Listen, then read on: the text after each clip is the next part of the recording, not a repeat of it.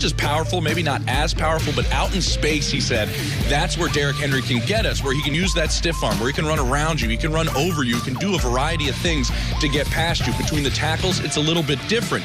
What Mike Vrabel loves about this Colts defense he's going at says the tacklers, they all make the tackle, but they're also very quick and fast across the field. That's worth noting because nobody has more yards after contact in the NFL than Derrick Henry. Well, one of the best teams at allowing running backs not to have yards after contact, well, that is the Indianapolis Colts. So this is going to be what we're watching. Everybody on both sides, Kay, is talking about how stopping the run and stopping Derrick Henry is going to be the key to tonight's game. Jay, now Derrick Henry isn't the only problem for the Colts defense. They've got a huge weapon on the outside in A.J. Brown. How has he become such a weapon for that Titans offense?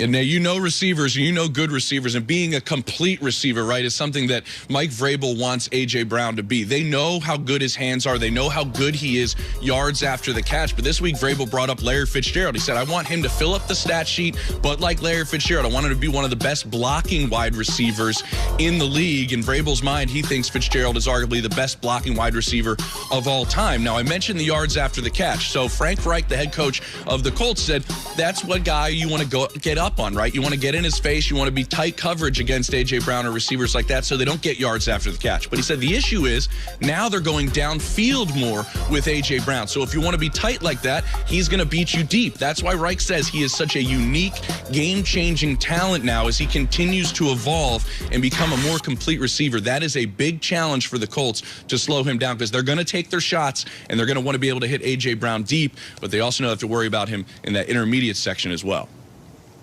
Battle for tops in the AFC South. Thank you so much, James Palmer. Go enjoy a nice, what was it, $7 bottle of water? Can't hide money, James. Yeah. By Fred. Wow. Yeah. Keep your receipt. Appreciate you. Talk to you in a bit.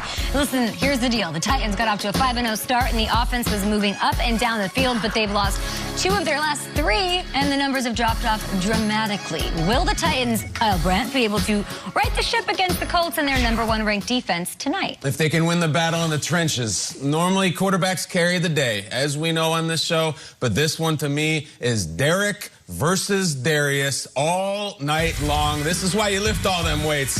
King Henry versus the Maniac 5. They have done this 4 times. This is part 5. What we have here is 6'2", 363, 238 versus 6'2", 230. Couple of second-round picks. Alabama versus South Carolina State. I love Jimmy Palmtree saying Darius Leonard's like, I want him in the hole right now. When you got out in space, it gets even more dangerous. What I like about this, they've played 4 times, and I'm calling it a push. It has been really, really equal. Take a look statistically at what Derrick Henry has done, not against the Titans, but against the Colts, specific against Darius Leonard. All right? 46 yards, a loss. 93 yards, a loss. Then he starts heating up. 82 a touch and a loss. 149 a touch and a win the last time they played. I'm calling that a push. This battle will settle it tonight. I mean, you don't see a lot of these. You can see Ray Lewis versus Jerome Bettis. The middle linebacker versus the big old feature running back is really fun and really old school. Maniac versus King Henry 5 will decide this game. I like it. And it's not just those two, because all of a sudden the Titans, we look at this team, they used to be Derrick Henry and then let's just hope to have the defense.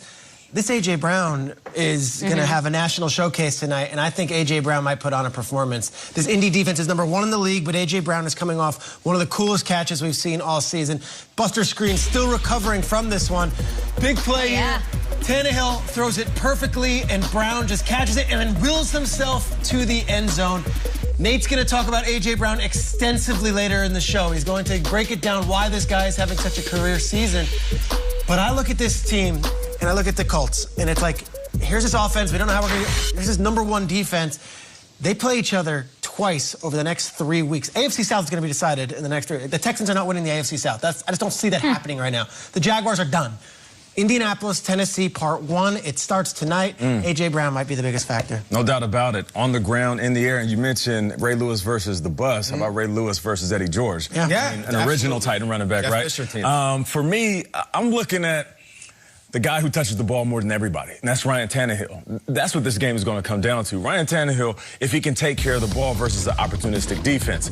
And we've seen him do it in spurts this year. We've seen him throw the ball very well. We've seen him use his legs.